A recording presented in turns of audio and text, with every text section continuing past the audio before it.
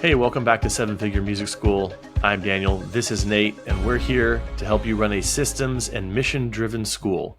Now, the last couple weeks, we have been looking at a word. It's almost like Sesame Street, Nate. What's the word of the week? Yeah. And the word of the week, the last few weeks, has been community. So we started a couple weeks ago with me kind of asking Nate some sincere questions around what his school has kind of made their mission, their drive, their core value. And that's this idea of community, collaboration, something that really wasn't a value in my school. I had different values that were very close to me, but of course we weren't focusing on me, we were focusing on Nate. And I wanted to understand it better. And so we gave a number of reasons why to do it, but it was more of a theoretical episode. And then we followed that episode up with last week's episode with Brian King, where we talked about building community through event-based marketing. And today we're following up on Nate's last episode, because the promise we made at the end of that episode was that in a future episode, we were going to move from the why to the how. And so today's episode is going to be very practical. Now, a lot of times in the episodes we do, Nate, we do not split the theory and the practice. But both were so big that we thought, this really is 2 episodes. We don't want to do a half-hearted job at either one of those. Let's get really clear on why it's so important, and then let's get really clear on how to do it. And you know what? Even before we jump in and start talking about that how, I do want to say this. I actually think it's important that we spend a whole episode on the why. Yeah. The motivation to make changes, the kinds of changes we're going to talk about in this episode, that can be hard to manufacture inside of ourselves when we've already got so many things to do. We've got taxes to pay, and we've got lesson reports to fill out. We've got staff to manage. We've got parents to contact, students to get recital pieces for. And then here we come along and say, hey, here's this thing that could potentially change your entire career, change the trajectory of your studio. Here's a couple ideas. That's not enough to motivate someone to change. No. And in that episode, giving all those whys, like here's the payoff, I think it makes it much more tangible. But then inevitably, we need to actually talk about what to put into place to make that happen. And that's why today we're going to focus on 3 specific areas in your school, physical locations even in your school, where you can foster community amongst your team, amongst your students, amongst the parents in your school. And so the way we're structuring this is to look at 3 specific areas where you can build community. And Nate's going to give practical rules, like things that are actually taught to his staff, things that Nate has personally committed to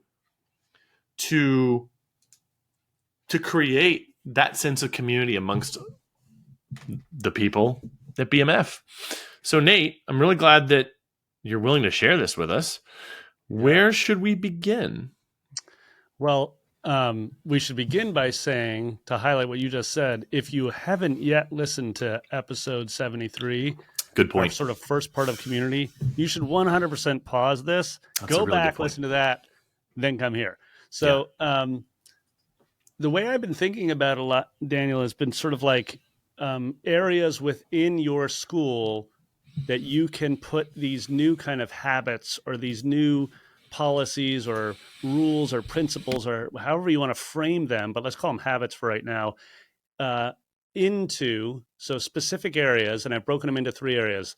First of all, your waiting room, we call it our community room. So just imagine your family enters your space. So the first space, what kind of habits can we put in place there that will encourage a building of community? And then the second space is now your teacher, your student goes into the classroom with the teacher. So what kind of habits can we put into place within the studio? And then the final area where I just sort of made a list of choices that we've made and habits we've put into place are on the actual performance. So your recitals, your seasonal, in our case, there's seasonal songwriting parties, or band shows, that kind of thing. So those are the 3 areas we're going to touch on. I've got about a half dozen ideas and habits you can choose to put in place right away. All of these things are that you could act on, by the way, immediately. Like they should be low barrier to entry. That was one of my criteria in making the list. Mm. Not too complicated, Mm. organized in specific areas, and actionable right away. I like that. Well, Nate, you started with the waiting room or community room where Hmm.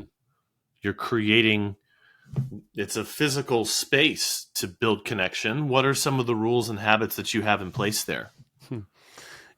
We call it the community room. It's not by accident that we've named it that, because literally on the mega decal on our door, both to the left-hand side and the right-hand side of our two double doors, it says "Inspire Musicians, Build Community." So you walk in, we call it the community room. It's intentional because it's built. It's our ethos and our purpose. So I got about 8 here for us. That's going to just kick this off. So I call it waiting room rules. And then on my little sub for myself is create a space in your studio for connection, Mm. right? Okay, so rule number 1 is we introduce our students to one another every week. We literally, like, Josie walks into the studio. I'm going to use my daughter's names as like as our dummy students for today. Josie walks into the community room, and the first thing I say to Josie is, after calling her by name, that's another rule we'll get to, I say, Mm. Josie, have you met Pearl before? And I actually don't say, have you met Pearl? I say, have you played on a gig with Pearl before? Mm. And so Pearl's just sitting in the waiting room as well, waiting for her, in the community room, waiting for her lesson. And so that's rule number 1. It's so basic. It's so simple. I have a question. Yo. How does that interaction typically go? Because here you have one child, here you have another child. Maybe they don't know each other, and the answer to that is yes or no. Yeah, What no. happens next? Yeah, first of all, it's never yes or no, Daniel, Oh, because interesting. especially with like a 7-year-old, like you Fair. just think like they just sort of look at you like, I think.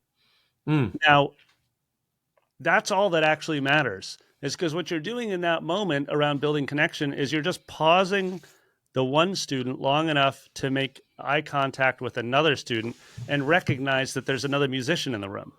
I see. And you're also framing the question in musician terms. This isn't like a dinner party. This isn't a play date. Right. This is we're teaching the language of music here. So we're like, have Interesting. you played a gig yet? Have you ever played on one of Pearl's original songs? Let's say Josie's a guitar player. She'll say, I don't know. But then as they get older and they've been on the journey here long enough at BMF, they will start to recognize one another. And they'll be like, I loved your song on the last gig. And that changes around the sort of 10 Mm. to 12-year-old mark. So Mm. anyways, that's a great question. Don't expect it to just be like you and me at a party and we're introducing one another to our friends. Don't go Sure. like that. Okay. But the purpose behind it is what matters. Okay. Cool. What's next? Number 2, and this is a huge one and it takes training, is we have the teachers come out to the community room to get their students. Hmm. And they greet their students and they say hello to the caregiver, they say hello to the mom or the dad, and then they bring the student back to the classroom.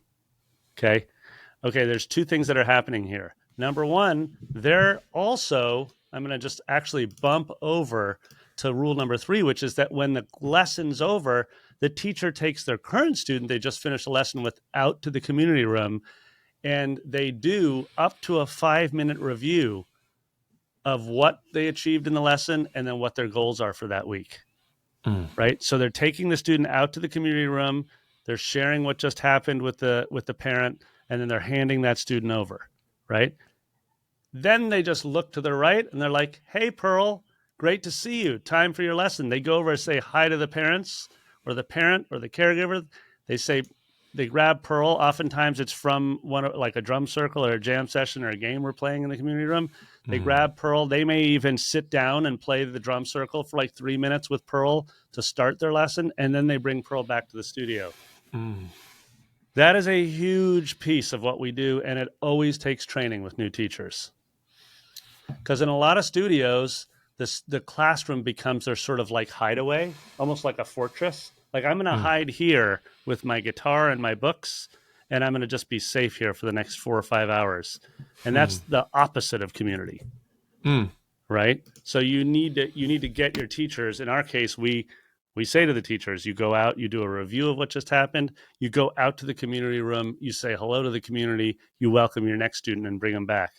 And by the way, just a flip of that is you have to train the families, because families oftentimes are like, oh, I'll just walk back to see my student or bring my student back. We say, nope, you can always wait right here in the community room. Your teacher will always come to get you. And there's, by the way, that's the motivation there, Daniel, is because we want the parents all to be hanging out in the community room, waiting for their next lesson. So there's a chance they make a connection with another family. Dig it? Yes. So there's those. That's like kind of rule 2 and 3. I'm going to jump ahead to 4 because we've just got so many different. Yeah, that's so true. Just so many opportunities here, and I don't want to run out of time, and we know how long we can go. Okay, so the next thing is that, and I already mentioned this briefly, is that we have everybody here. Probably they may or they may not have a front desk, but they have some version of a greeting area. There's a door where families walk in. We strongly, strongly, strongly encourage that every single family who walks through the door is greeted when they enter. And ideally, it doesn't have to be the entire family. It's amazing if it is, but the student at least is always greeted by name. Dig it? And actually, we were talking, Daniel, before, and we'll probably get to this if we have time at the end, but you were saying like, well, Nate, how do you know if this kind of stuff is working? How do you even measure if community is being built? It's a really good question, and it's a hard one to answer. But I will say that we were chatting about this piece in particular, this habit within your school, is that I'll notice that at the beginning of the year, there's not that much greeting at the door because everyone's kind of getting to know the students. But then as the weeks go on, I'll notice that Will, for example, or Jessica, who's at the desk, they essentially know everybody's first name. Will literally knows every student at our school and says hello to them by name. And it's really, really fascinating. I mean, I don't have that yet, but Will does. So right. That's yeah. Well, I was just going to say, I think we're far enough into this now that people who are listening or watching on YouTube are beginning to get the flavor for this. Mm-hmm. So you're not giving these, as you mentioned, these deep, complex things that are hard to do. Mm-mm. These are habits. I think it's important that you use those. I mean, I use the word rules, you use the word habits, but I can picture in my mind music schools that I've been in, that I've worked with, where I'm in the waiting room and there's 5 different families there and they're all looking down at their phones. Nobody's talking. It's like a funeral parlor. Right, totally. The phone occasionally rings. The desk worker doesn't interact with someone unless they interact with them. Yeah, they come to the desk with a question. Yep. And so even with these simple habits that you're talking about here, you're creating a feeling of vibrancy. There's actual human contact and interaction, and I think that can be underappreciated. Just even something as simple as what you're talking about can create such a difference in the atmosphere and how people feel about the experience, the overall experience of being at that school. So I just wanted to make that observation, Nate. I want you to get back to the rules here, but I wanted to, I don't want anyone listening or watching to hear what they've heard so far and think like, how important could this be? Or right. Wait, call people by their name. Okay. Nice tip, Daniel and Nate. Well, no, it is important. It's important. Anyway, you know what I'm reminded of? Sure. Dude, it's like, how when you'll hear people talk about like great leaders or sometimes the politicians, like they'll say when they're shaking your hand and talking to you, they make you feel like you're the most important person in the world in that moment. Right. And I think that's a great thing to aspire to in your waiting area, is that a student comes in and like, I'll be there this afternoon, dude. I'll be there. And this little like 7-year-old Maya will come in. She'll walk in the door. I'll be playing drums or something. And I'll point right to her.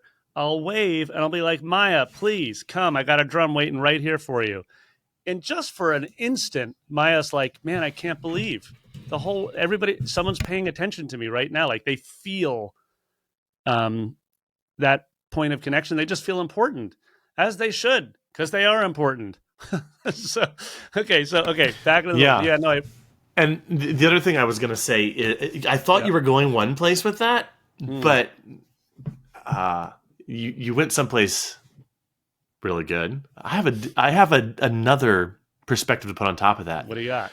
I really like film. I like television. I love dramas and this sort of thing. And I'll sometimes watch the interviews of actors in films or shows from directors that I like, directors or show creators. And a common theme or thread that I've heard is that these shows that are like the best of their time, in almost every case, what I've heard the actors say was that the creator was collaborative, but micromanaged every detail.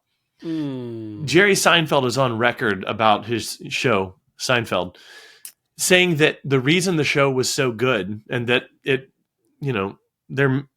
been in syndication for 25 years now, forever, is that they micromanaged every detail. They obsessed over single lines of dialogue in every episode.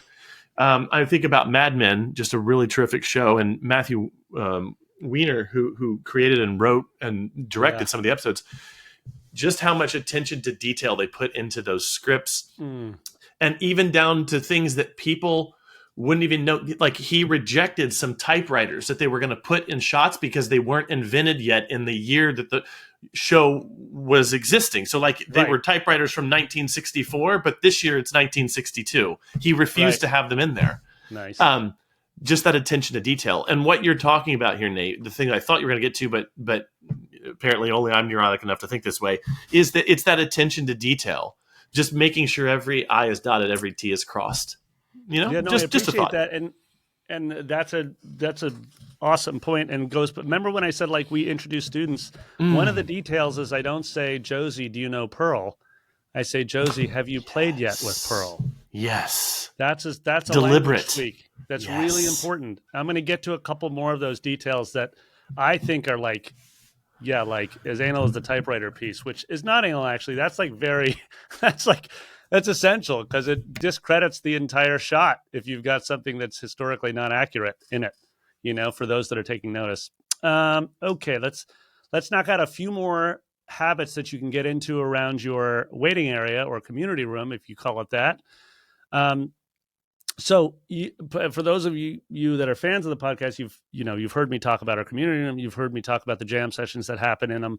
You've heard me talk about playing big music games in our community room. We have this thing I call the Jumbotron, which is just a mega screen, 120-foot screen or something. And we play these games on them. Anyways, one of the habits that we've gotten into is every single student that walks into the community room gets invited to jam without fail. Every single student.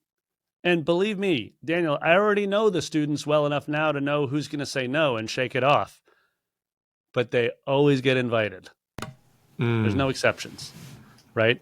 And so that piece is amazing because it's one of our foundational, it's a methodology for us is building fluencies through playing these melody, harmony, and rhythm games.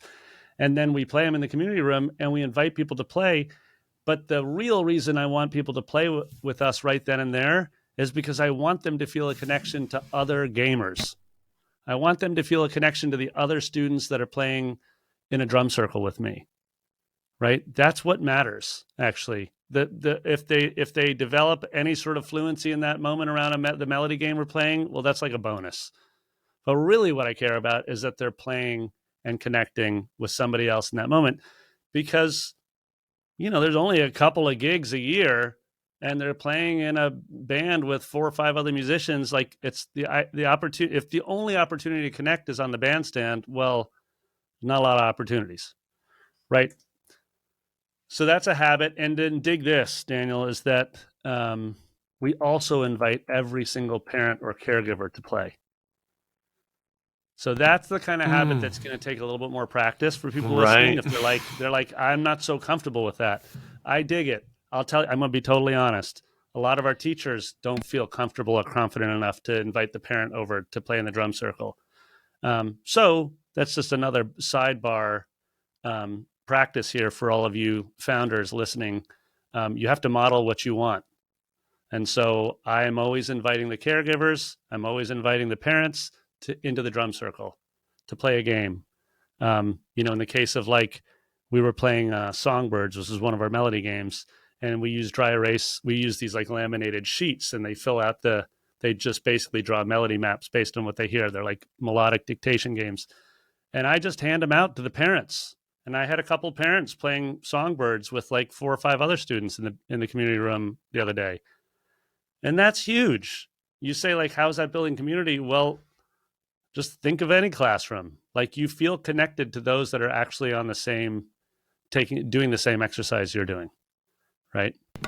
Yeah, and I would just say that I think this provides a mental image for how BMF does this. I think for schools that aren't doing a songwriting-based curriculum or like a rock school style of curriculum, they're going to have to think, what's my version of that? We don't have bands, but I think in hearing the purpose behind it, that'll spark some creativity, I think.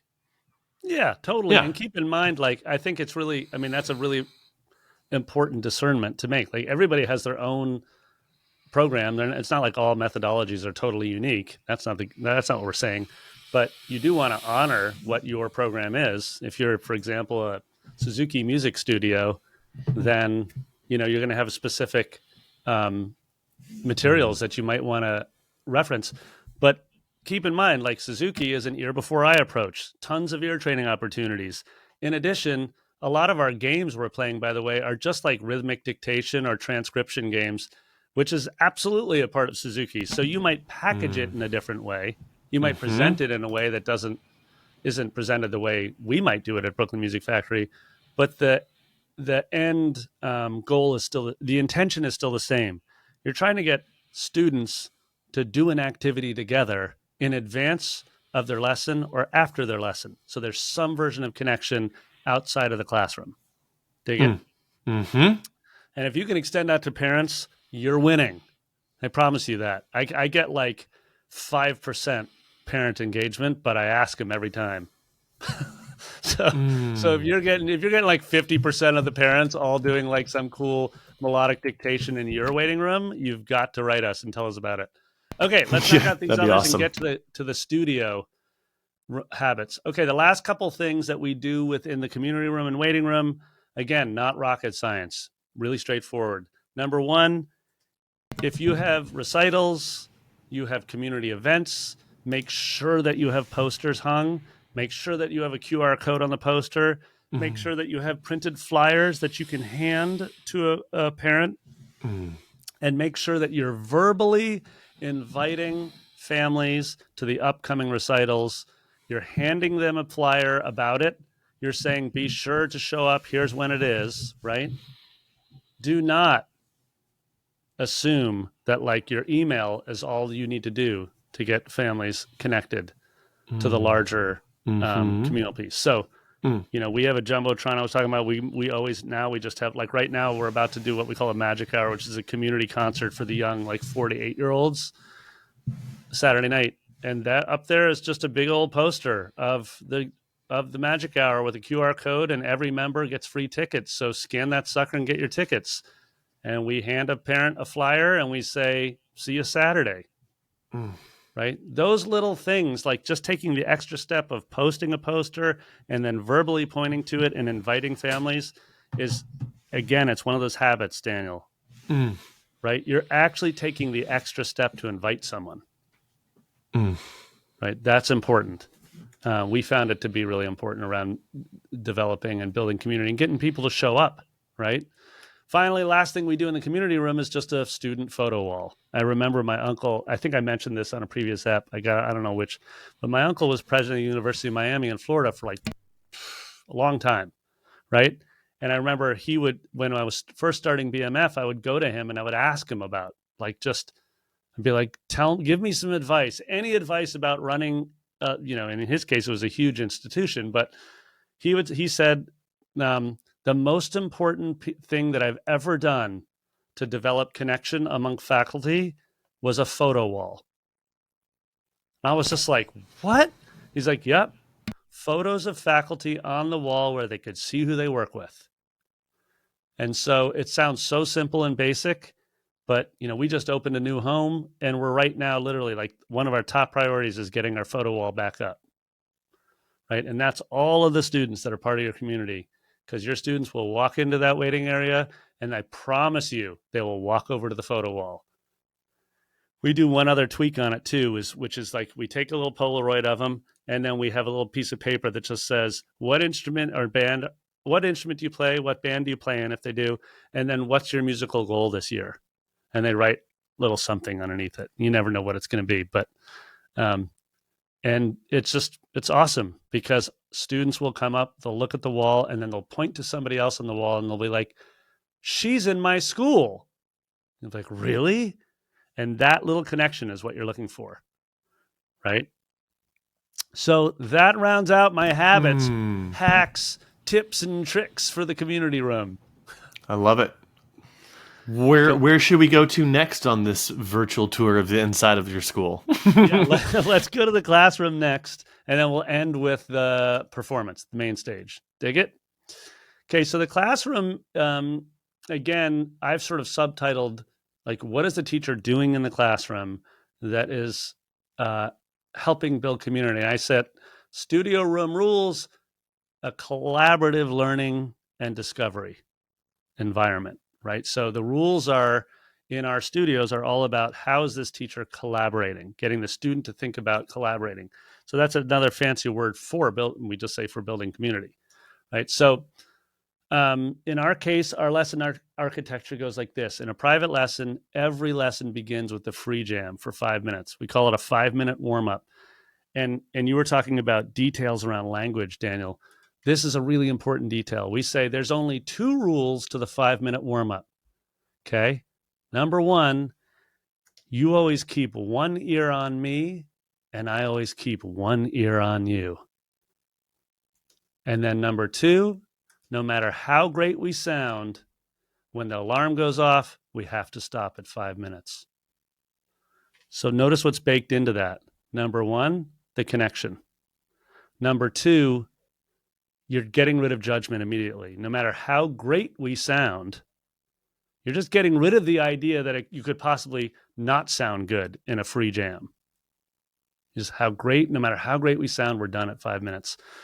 So that, for those of you that are listening and thinking, wait, that's so different than the way my private lessons run, keep in mind that we train the heck out of that with our teachers. Our new teachers come in and it's almost never that a teacher's like, oh yeah, I'm totally comfortable with the free improvisation for 5 minutes to start out a private lesson. Like that doesn't happen.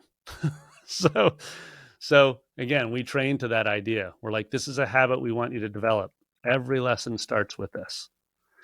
And just as a sidebar, that's how we say, hello, how are you? Remember oftentimes in the traditional lesson architecture, it's like you start with small talk. In our case, that small talk happens in the community room when we pick up the student. And by the time we get to the studio, we're ready for our jam. Okay.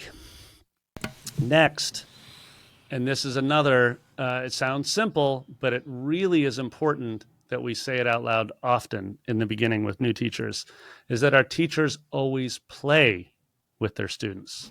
No, this is something every studio can mandate. Yeah, how do you guys do it? Yeah, they don't observe their student; they play with their student. So, let me give you a couple of concrete examples, and then I'll talk a little bit about. Maybe I'll talk a bit about how we train to it. But a concrete example is, we do this all the time, Daniel, when we're teaching like piano repertoire, and you have a second piano part, an accompaniment part, right? And I remember oftentimes, like I'll be working out of like the music tree book years ago or something, And I'd be like, I know there's an accompaniment part, but I'm just going to let the student play. Instead of taking that extra effort of just going to sit down next to her and playing the accompaniment with her, right? At BMF, we're playing primarily pop and rock and jazz song forms, and so yeah, I'm just always grabbing a guitar. Or yesterday, I was playing bass with all my students, and I basically suck at bass, so it's like I'm playing at a really simple level, but I'm playing with them. Okay, or I'm jumping on a drum set, or I'm just jumping on a hand drum, anything to connect with them. Um, by the way, you asked a little bit about how you mandate that or how you get teachers to do it. The most common thing a teacher says to us when they first arrive at BMF is, "Oh, actually, I don't play drums. I actually don't play guitar."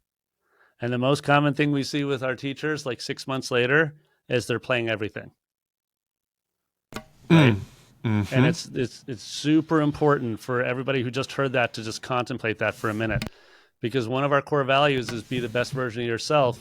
And it doesn't mean you have to be good at guitar. It just means you have to actually dust that sucker off and learn enough chords to be able to play with your student. And as we all know as teachers, there's nothing that's more energizing to a student than seeing their teacher also stretching and learning. They love that. They love that you're jumping on something and saying like, "Well, I just started working on ukulele, but can I play with you?" They freaking love to see that. Okay, I'm going to keep going on our rules in the interest of time. So next is that within the studio, we as much as possible, we shoot video and share with other teachers. So that's actually mandated, right? We have a gig. On that gig would be piano, bass, drums, voice, and they're playing one of our songwriting templates with original lyrics, etc. And what we do in advance of the gig, of the songwriting party, is we have all the teachers shoot a video of their student playing along with the jam track. And then they upload it to a G drive. And then in our case, we actually do a quick edit together of the music video. So these students all see their band and they see the other musicians performing before they ever get on stage. Right? That's actually not a simple habit to integrate. It's a more complex one. But we found so much return on that in terms of students being psyched by the time they get to the gig because they know some of the musicians on the bandstand that they're going to play with, and they just feel energized that they're no longer playing to a sheet music, but they're playing actually to a group of musicians in video form, that we think it's worth the investment of time and effort. So we shoot video. That's one of our studio classroom rules, is making sure that we're shooting every season videos of the students and uploading them for other teachers to share with their students. I think that I'm especially partial to this one. Video was something that I started doing early in my studio. I think it's more common now, but I was doing video in my studio back when I would tell other teachers this, and they would get shocked, like, "Oh, parents are okay with you taking videos?" It wasn't. We weren't there yet as a culture, and I'm talking like nearly 10 years ago. I started doing video in my studio back in 2009, 2008.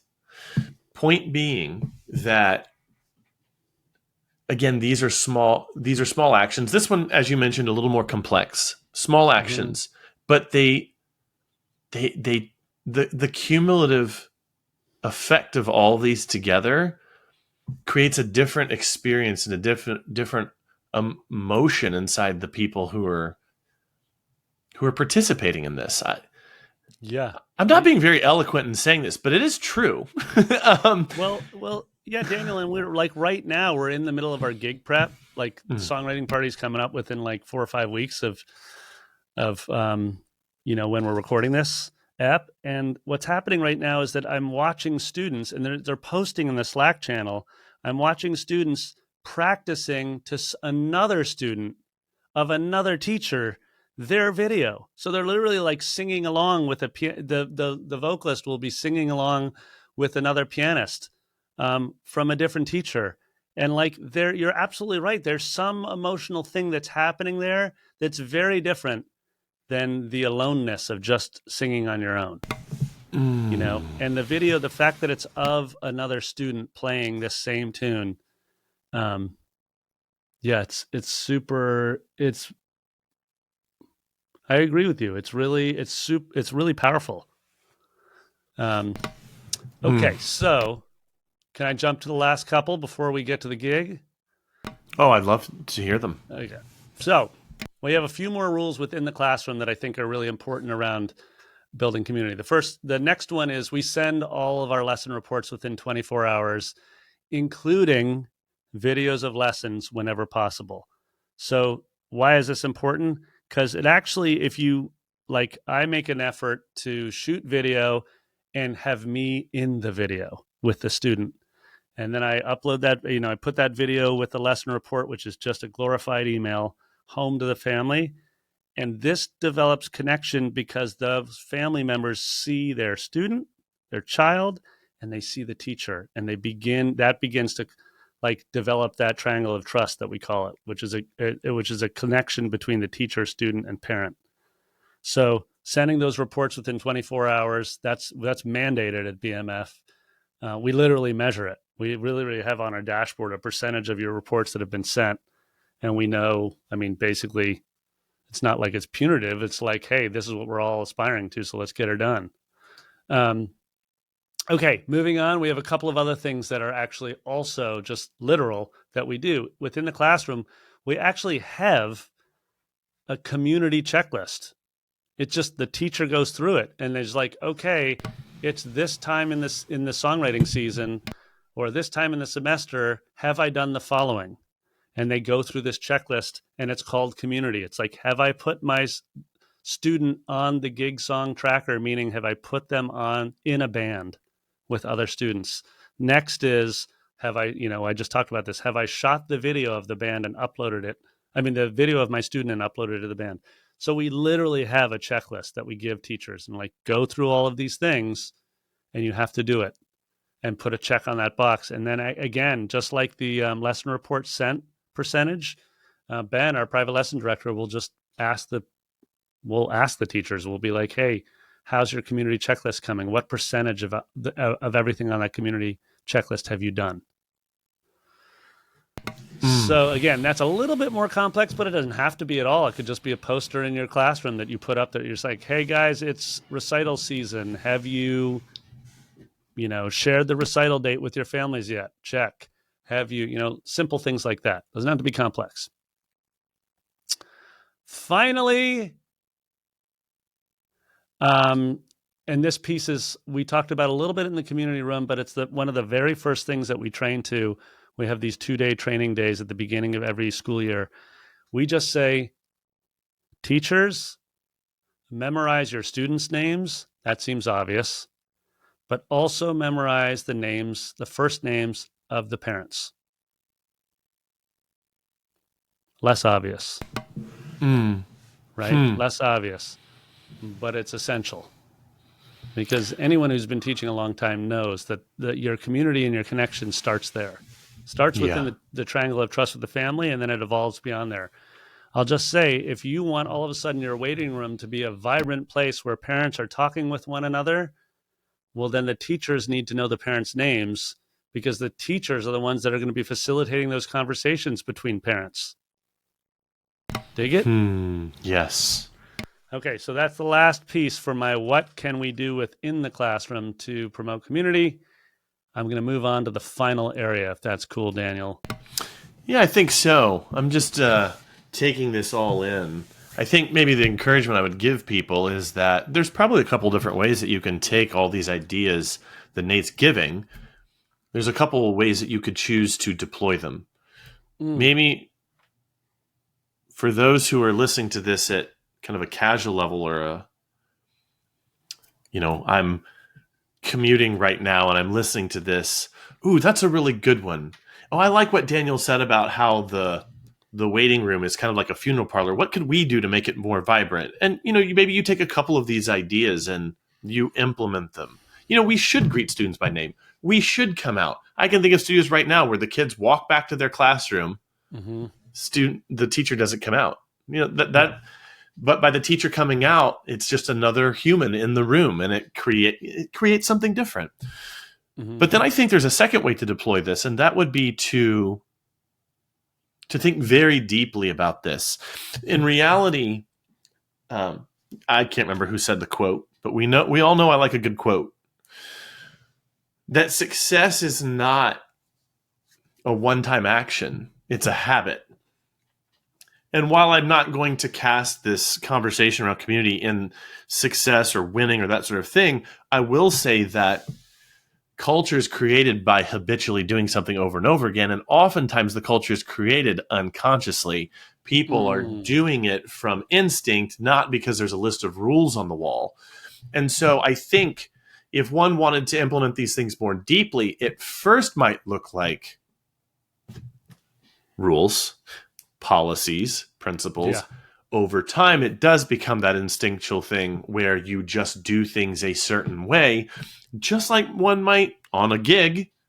You have a certain way you plug in all your XLR cables. You have a certain way you set up the soundboard. You have a certain way, it's foreign at first, but then you internalize it, and that's just the way it's done. And I think that one could, even if this feels foreign now, one could consciously put these things into place. Then it becomes instinct for the people who are implementing this in the front end, and then it becomes culture for all those who come in afterwards, whether it's a team member or it's a student or a family. It becomes culture for them. Yeah, and I love what you said is like you can take one or two ideas right now and just be like, I think I'm going to test that out myself, and then maybe I'll introduce it to my community of teachers. Or you can also, like you said, Daniel, you can contemplate at a deeper level. Does community truly matter within my school? And do I actually want to think about a long-term plan of how to roll some of these habits out? I love the idea of keeping it pretty damn simple with my habits. So I would strongly discourage anyone of making a laundry list of these and saying, I'm going to do this all within the next 6 months. I would encourage you to say, what's one thing that we've talked about that you'd like to test out over like the next 60 days? Yeah. Yeah. Let me ask you a question, just purely off the cuff. Yeah. Do you think someone could look at one of these places like, you know what, I'm going to do the waiting room ones. We're going to transform our waiting room. Do you think someone could have success in trying to implement a bunch of those all at once? Or do you think that's too much to bite off? I think you could definitely, by the way, I think the waiting room or the community room is a great place to start. And I think you could absolutely do things like add posters, flyers, and verbal invites right away. I think you could add a photo wall within 30 days if you just said, yeah, we're going to do it. I'm buying a Polaroid camera. I'm not even going to worry about getting it perfect. I'm just going to start sticking photos on the wall. And I think you could absolutely dedicate yourself. I remember to memorizing names. I remember early on in BMF, I used to, before every gig, I would print out all the parents' names, and I'd had a cheat sheet in my back pocket because I was just like swimming. I was trying to produce the gig. I was trying to play on the gig. I had students on the gig, but I was like, I really, really want to try to get at least like half of the parents' names today. So I just have my cheat sheet, and I would just, highlight the first name and try desperately to call them by name, at least half of them. So I would put those in. I like that idea, Daniel. I think it's cool to look at one area. Yeah. Which is a good segue to our final area, which is the stage. In performance, for us, it's just collaborate and celebrate. Collaborate and celebrate. You just got to celebrate the heck out of the fact that you're actually getting up there together, whether you're in the audience or on the stage. That's all one big collaboration, right? So I call it collaborate and celebrate. And we have a few different habits you could consider putting into place. I'm going to start before the gig even starts, which is like what I mentioned briefly, which is this gig tracker. Basically having some version of a production sheet. It's just a spreadsheet. It's nothing fancy. It just says like it says song, and then it has voice, piano 1, piano 2, guitar 1, guitar 2, drums, bass, right? And you're just filling in names. That's all it is. But the act of me as a teacher going to put my student in that band means I'm thinking out beyond my student. I'm thinking, oh, they're playing in a group. So you could start a gig tracker now. It could be a recital tracker, whatever it is. You know that your students, like you have two pianists that are going to be playing together, or whatever your situation is, whatever, the genre that you're promoting in your school and teaching to, et cetera. But the gig tracker we've been doing it since year one at the factory for 13 years. And one little principle around the gig tracker that's important is we use language like, are you leading this song or are you supporting this song? So in other words, on our teen open mic that's coming up in a couple weeks from this recording, every student is allowed to lead one song, which essentially means that they're picking the song. It could be the drummer picking the song, and then it's up to the teacher to recruit other students to support that song. And all the teachers know that their teen students get to pick a lead song, so they're all motivated to look at that same student and say, okay, you've picked your lead song. Let's find you 2 or 3 other songs that you're going to support. So we go to that gig tracker. I take my 12-year-old student, Nio, and I say, Nio, let's get you on 3 other songs where you can support other musicians. And so when you begin to use that language, of course, that gets back to my definition of community, where it's like a group of people where everybody's thinking, how can I benefit one another? So this is just the band version of it. Like, you're on the bandstand, we'll use language like, yeah, so our job is to make this singer sound as great as she possibly can. That's what I'll say to my piano student. I'll be like, huh? But yeah, it begins to get them to think differently. Yeah. So is the idea here just so they know the names? Like, what's the deeper thing going on there? Maybe I'm not tracking with you fully. There's two deeper. Well, there's the surface level, which is important, is that they actually recognize that there are other musicians in the school that are playing on this song, and they're going to actually play together. So that is actually really important for for a 10-year-old.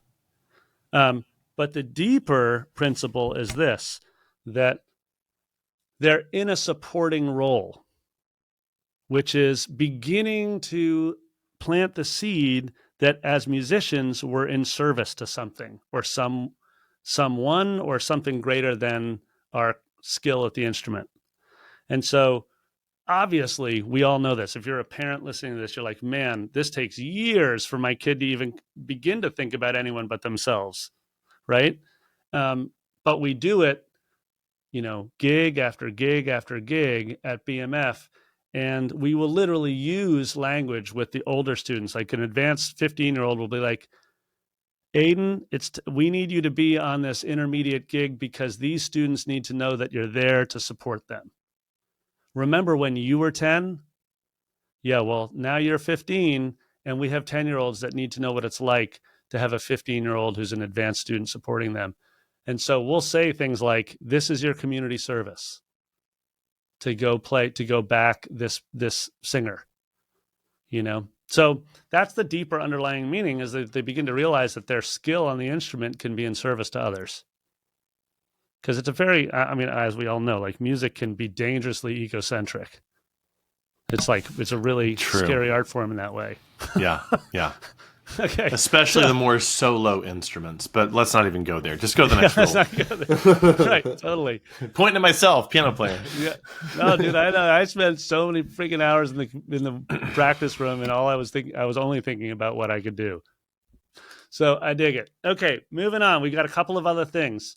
I mentioned this before in the classroom in terms of shooting videos, but in performance, we do a video performance and a live performance of all original songs. So how does that build community? Well, the video lasts forever, and we show them on the Jumbotron all the time. So students are like remembering the gigs that they played together. They're seeing that video play up on the screen. That's a really important piece around developing and maintaining connections that they made maybe in a fleeting 5 minutes on the bandstand. Right. So that I would put that in the more complicated habit to start developing. Are you going to really make music videos right out of the gate? No, but you might say a year from now, man, I remember listening to Daniel and Nate about building community, and I think I'm ready to actually try to start making music videos with my intermediate or advanced students. You might make that choice a little bit down the road, but that's an important one. Okay, now we're on the actual gig day. So I'm just going to frame it in let's say it's an intermediate songwriting party, right? So these are all kids ages like 8 to 11. Okay. And it's all original music. And the way our songwriting party is organized is that we have this little back rehearsal studio, which is our advanced band studio. And then we have our main stage, which is our community room, doubles as our performance venue. So yeah, one of the ways that we build community on the gig day is that there's a 10-minute speed rehearsal that every band gets right before they take the main stage and perform.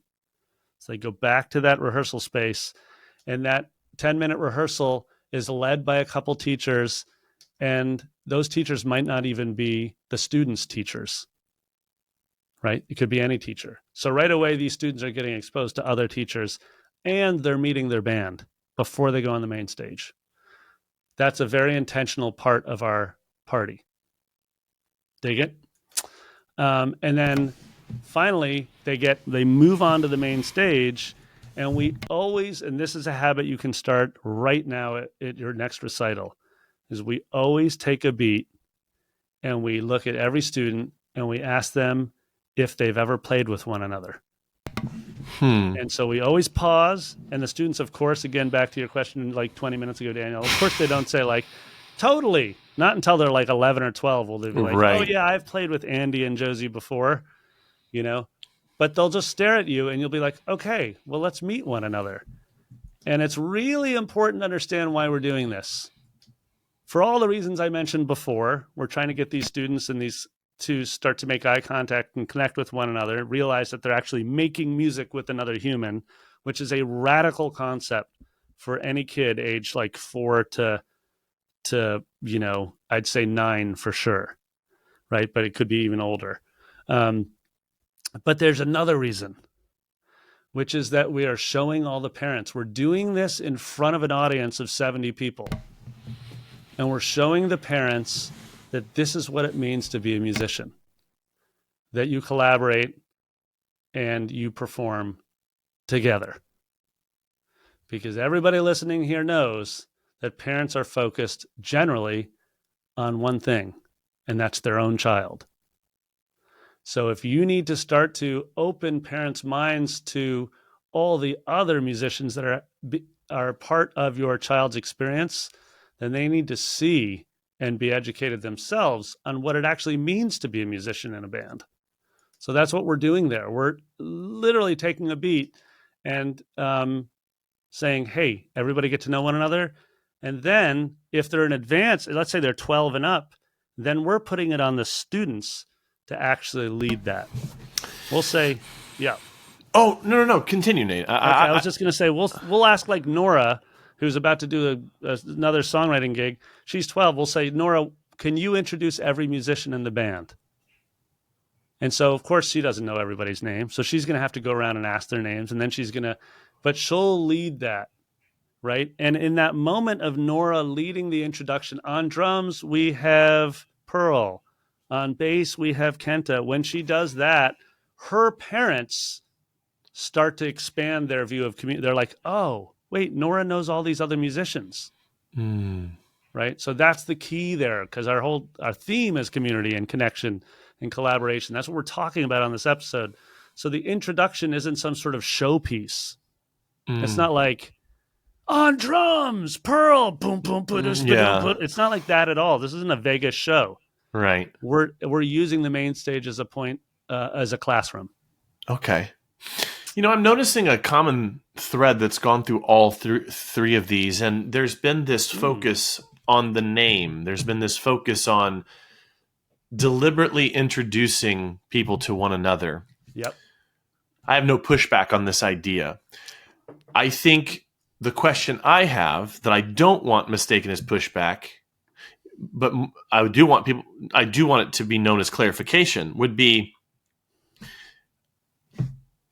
I can imagine myself starting to make that a habit. Mm, And what I imagine in my head is I have, I introduce two kids and then they kind of just awkwardly say their name to each other and then they just go about their life. They didn't become mm, best friends in front of my very eyes right here.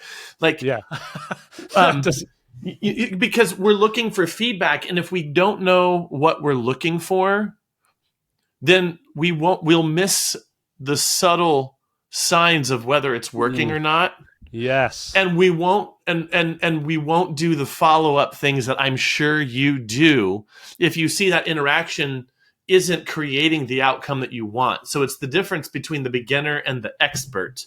And so, again, Yeah. I want to put that image out there in front of you of like, oh, I'm introducing these parents, oh, I'm saying the name, but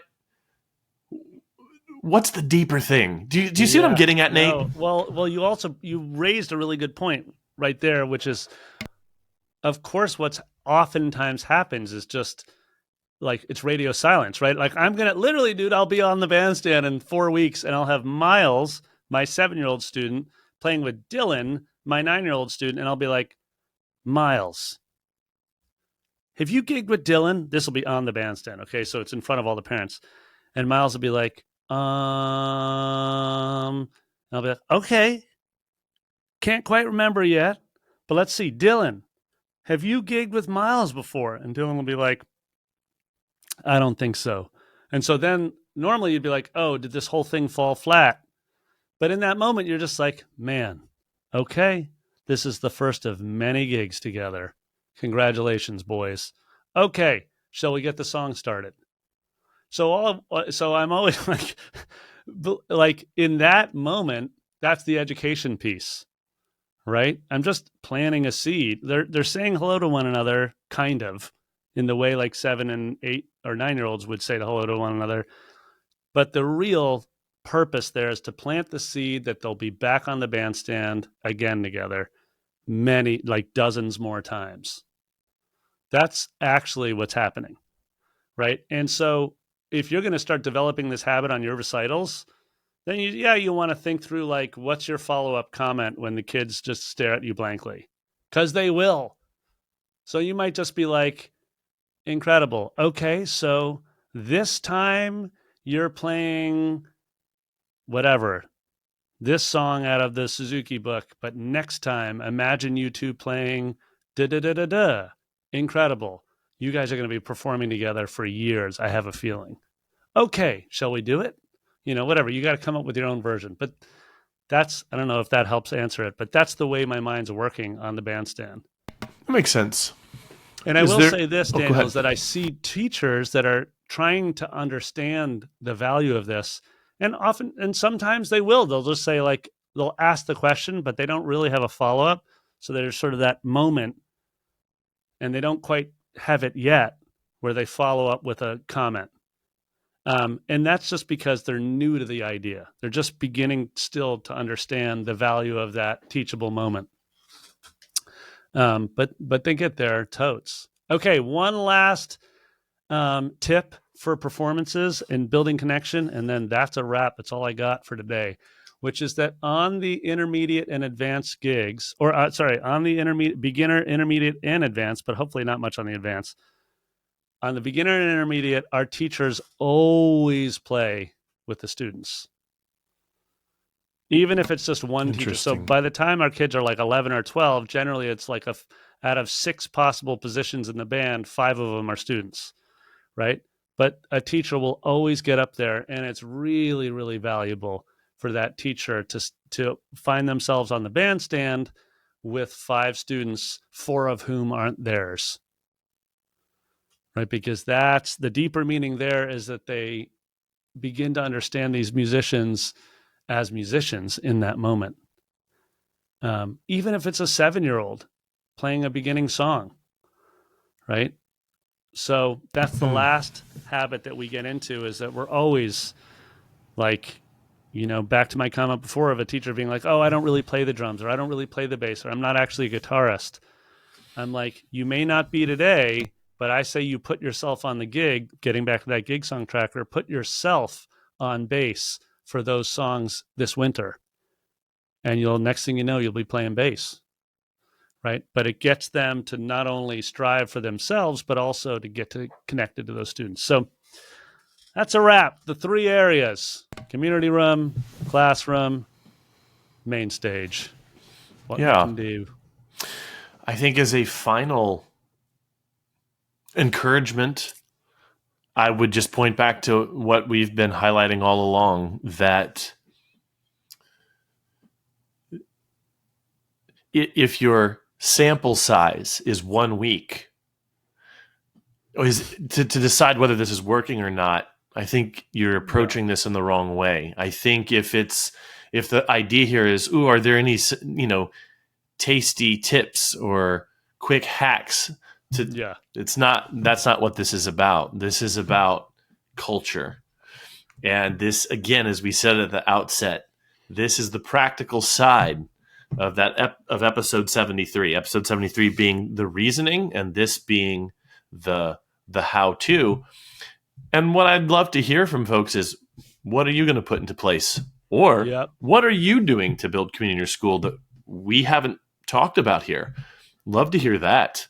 And that go ahead, episode Nate. You cited from the last episode we did with Brian. Yeah, 74. 74. He has some awesome ideas about how to extend and build community beyond your doors. And I love his ideas. Yeah, so that was another practical episode. So just so many places we can put these things into effect. Well, okay, there nothing that radical or complex, but there were a lot of ideas in there. So hopefully we are of benefit to all of our listeners. And keeping in mind that the habits that we'll put in place, Daniel, are those that are linked to our purpose as a program. So when you really hammer those values, you get your values down and you know what your purpose is, and you begin to match your methodology to your purpose, I think that's when you begin to identify as this, and those habits stick. So what you might hear something that sounds totally foreign to you. Well, everything starts with your purpose. So go there and then decide, well, a couple of these habits really do align with our purpose. So, okay, thanks again. Great app.